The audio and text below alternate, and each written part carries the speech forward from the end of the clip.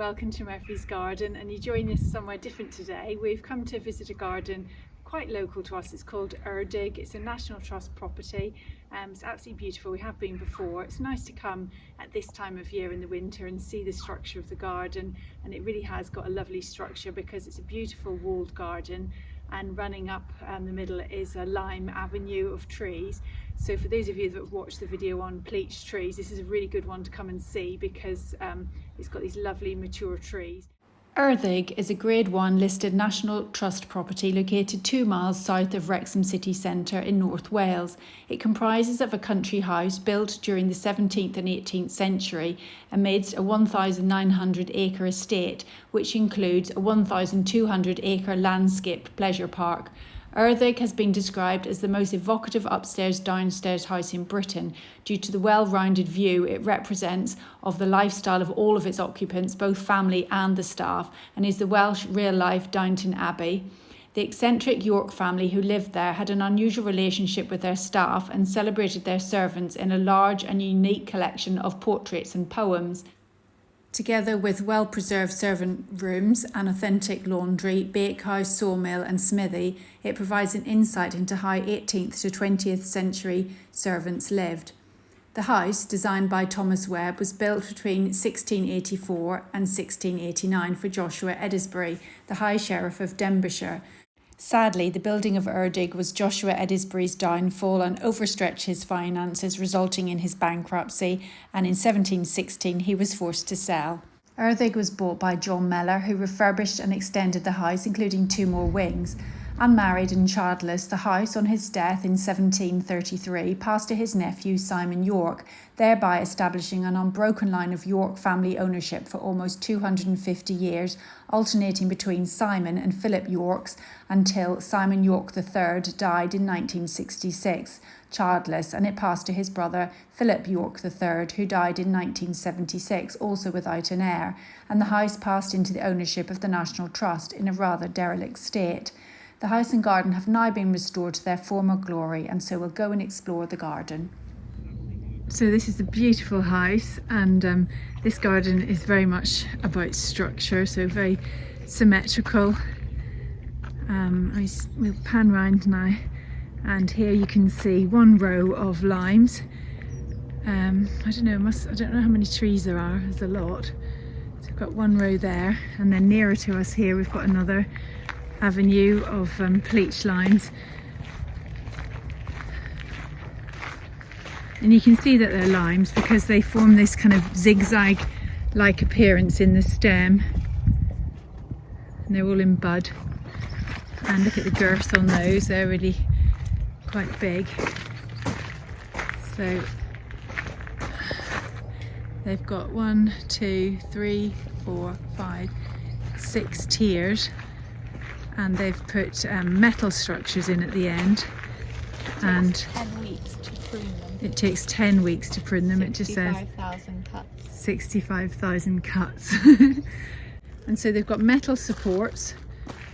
It's just interesting for those of you that are having a go at doing this technique yourself, just looking at different options. So they've got big metal supports every 1, 2, 3, every 4th tree. There's another one. And then they've got wire running down between the posts, and then the trees are then attached to the wire structures, although as they're getting more mature the structure's not really doing a great deal anymore, but it would have done when it was new. So yeah, they've got rather a lot going right the way down as far as you can see to that green hedge, and then another avenue, the same on the other side. I'll just zoom in. So I think there must be, what would you say, live about 30-40 trees in each row. 2 rows of that, and then another 2 here. So you're looking at, what would you say, about 150 trees or something. We'll count them. We'll walk along and count them. And then also in front of this you can see these trees which are in pots. They look like they're in pots. They're actually going into the ground. So it's the idea of doing this bottomless pot, so to let the tree go down into the soil and get the nutrients in the water, but whilst giving that appearance of it looking in a pot. So I'm not sure what they are. They look a bit like Portuguese laurels from here, but we'll go and investigate. Yeah, it's interesting to see that this is indeed Portuguese laurel. We have got a lot of similarities actually with this garden, because we've got this as well in our garden. And I know when we opened the garden, we did an open garden, it's just with the church, local church. Some people came and looked at our garden, and someone said, oh, I can see where you've been influenced by Erddig. And at the time we didn't even know about Erddig and we hadn't visited, but we made a point of coming here. And yeah, really interesting to see the very formal structure, which I guess we've tried to mimic a little bit in our garden. And when we saw the avenue of pleached limes, I think that's probably where we got the inspiration to do a second row, because we'd already put in one row of hornbeam and we put in the second row just to make it look more like a deliberate design feature rather than just blocking out a neighbour's view.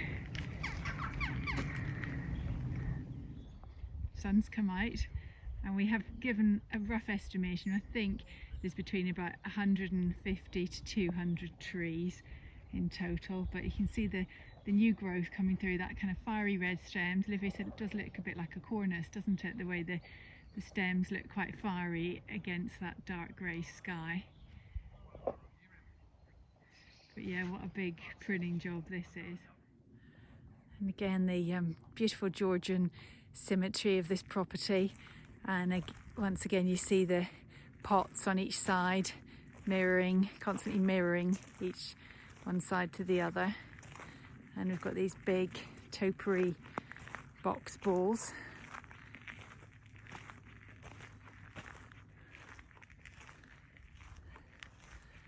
And the bedding is full of pansies. And there's a water feature in the middle. It's lovely to see it in the winter. It looks really spectacular, it looks really lovely. And look at this lovely wall, the decorative curved stone finishes at the top, beautiful. And this walled part of the garden is a very large walled garden, and there's lots of sort of heritage fruit trees, apple trees and pear trees. And we came here once in the autumn and they had all the outbuildings were filled with all these beautiful different types of apples. And you can see that they've been trained already. They've done all their pruning and giving that lovely Espaliered effect. And here we've got more structure. We've got these lovely cone shapes of yew and balls at the end. That's what we wanted to do in our yew hedge. See the balls on top, and there I think are more apple trees. It's really lovely.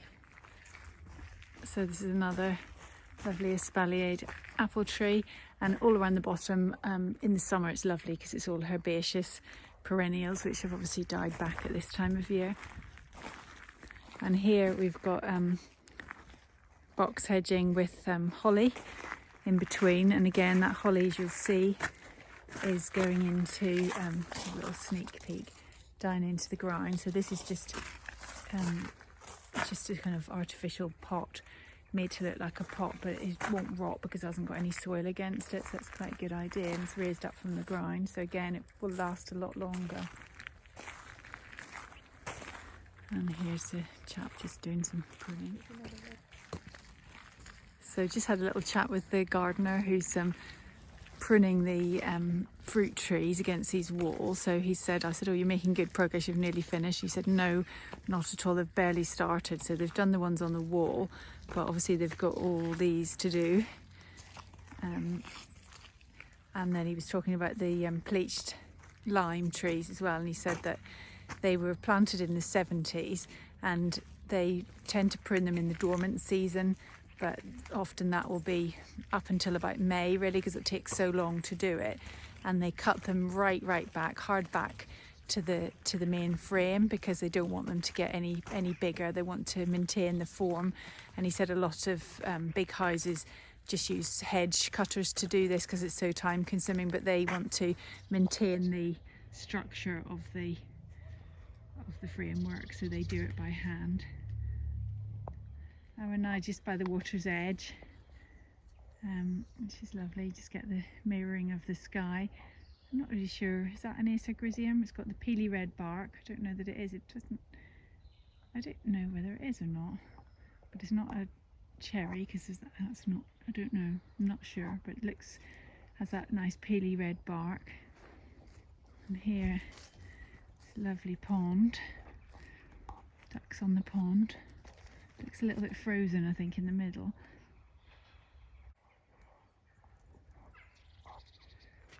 Poor little birds trying to get in the water, but the water's frozen. Oh, he's slipping. Oh, fell in. Oh, oh dear.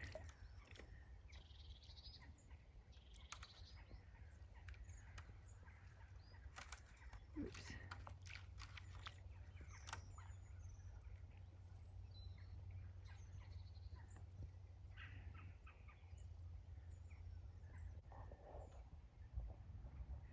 Here's the view back up to the house, and just hope you can see the context of the pleached avenue. So here,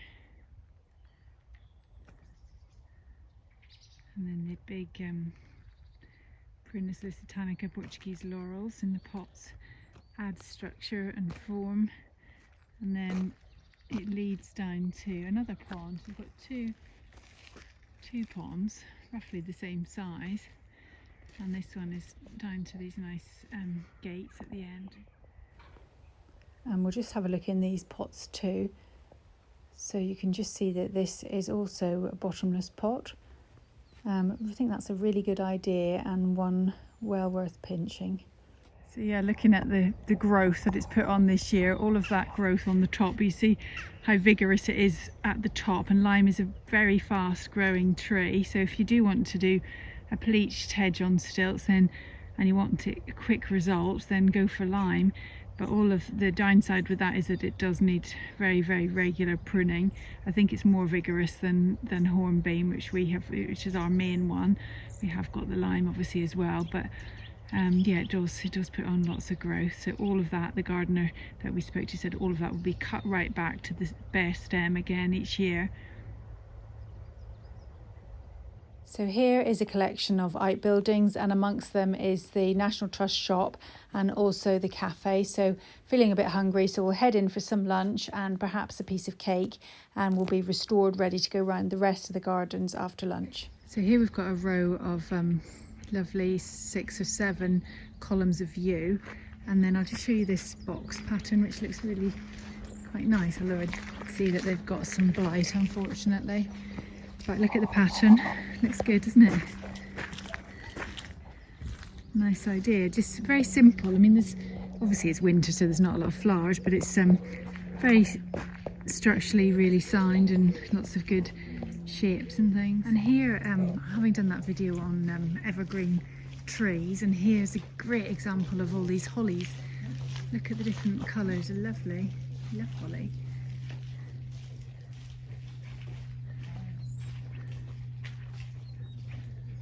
And again, that's giving good structure in the winter, and there's a little squirrel. And again, the pattern of box hedge is repeated on this side as well. Little blackbird. And interesting to see in the National Trust, like most of the National Trust places, they've got the metal edging around the grass, which we've now installed in our own garden, and it just gives these nice sharp lines. And look at that hole in the knobbly, gnarly bark of the holly. Now we're just heading into the Victorian glasshouses, and I don't remember seeing the glasshouses when we came before. I think we might have missed this. Oh, a little watering can and wheelbarrow. It's like our one. Yeah. Oh look, I've got box blight. Oh dear. And look how these apple trees have been pruned and trained. These are called oblique cordon apples, where they train them just at an angle.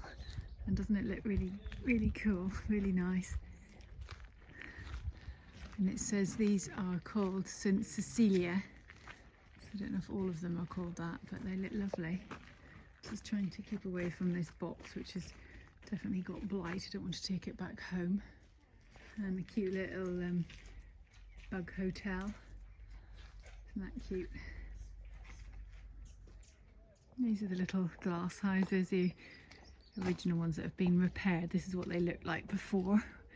So the house in the 70s, and the National Trust, I believe, took it over and completely renovated everything. So this was the state that we're in.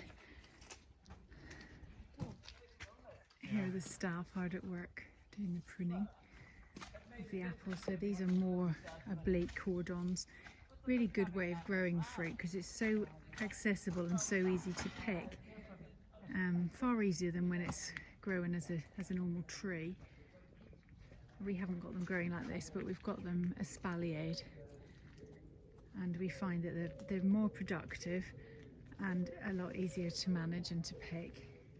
So if you're interested in doing it this technique, just see how it's done. So we've got the pole here in the middle and pole at the other end, and then we've got the wire running between the two, and then the trees are just bent over using canes. So the canes, there's some canes in there, so they're just attached to the wire at the angle that you want, all in parallel, and then the trees are trained in.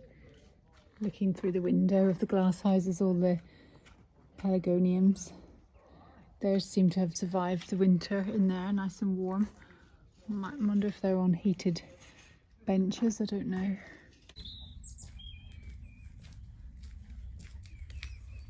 And this is the rose garden. So there's roses around here, they've all been pruned. I'm not quite sure what this is in the middle. There's roses around the outside and the clematis up these poles, and roses as well. And then they've got the post with the rope and roses climbing along there as well, and lavender. But I'm not really sure what that is in the middle, can't figure that out. And a nice view back to the house again. It's a little bit busier now than it was earlier on. Oh, and isn't that cute? Little Hansel and Gretel cottage, isn't that cute? And they've got the bird on the top, thatched on the thatched roof. And everywhere we go, there's so many birds. And this whole garden is a walled garden. There's always a wall running right around the edge. It's one of the biggest walled gardens in the country, I believe. I read that somewhere.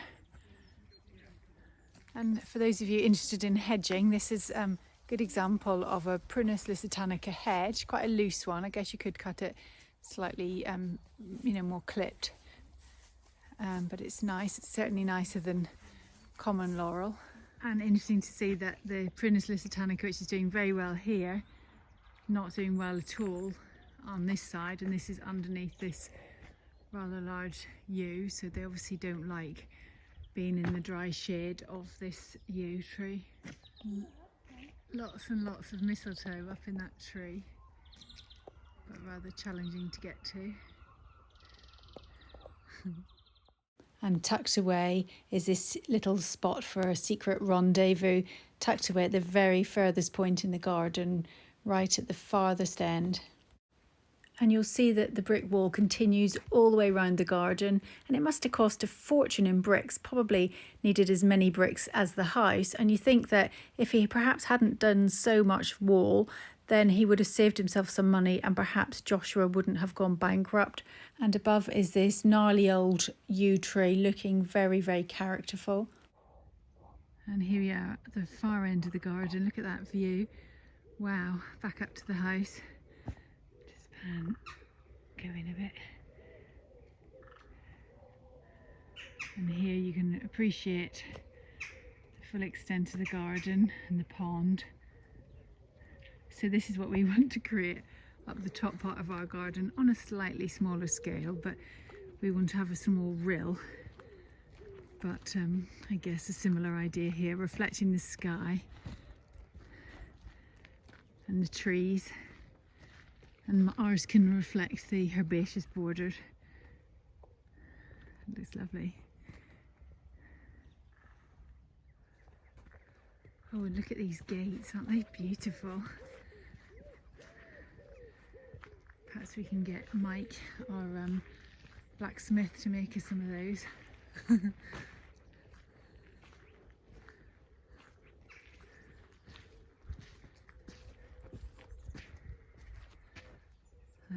Symmetry, perfection and symmetry.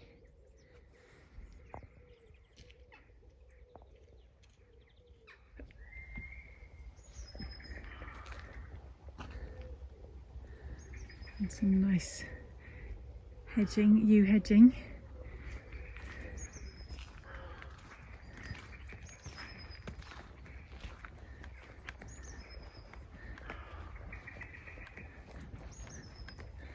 I've just done these as just curves, like a little maze really.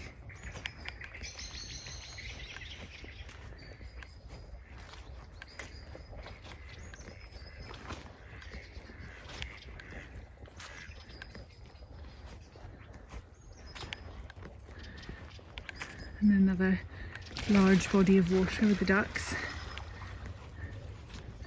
There's so much nature here. There's squirrels, there's ducks, there's every type of bird, moorhens.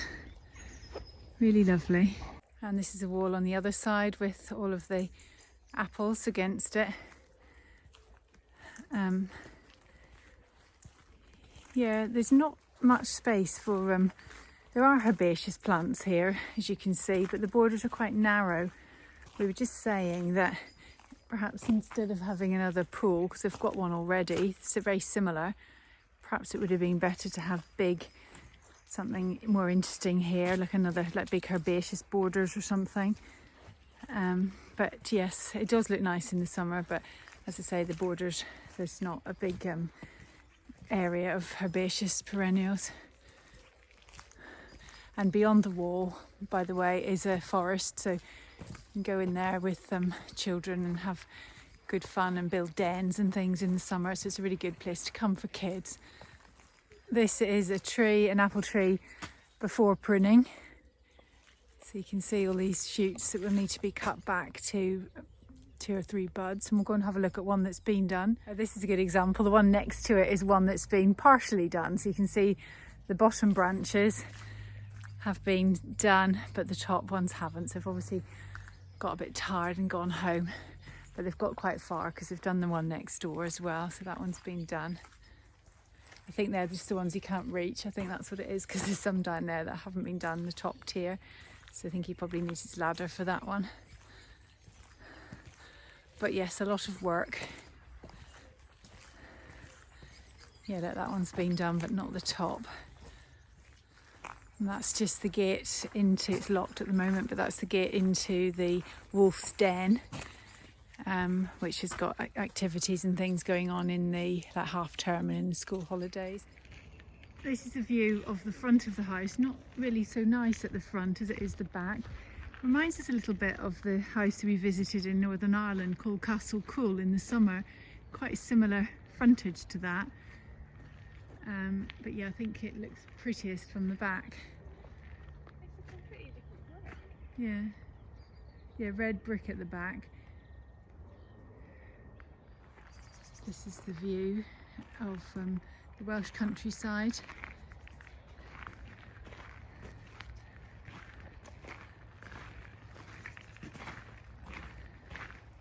And spring is here because here's the first proper carpet of snowdrops that I've seen this year. I've seen the odd 1 or 2 snowdrops out, but not as many as here.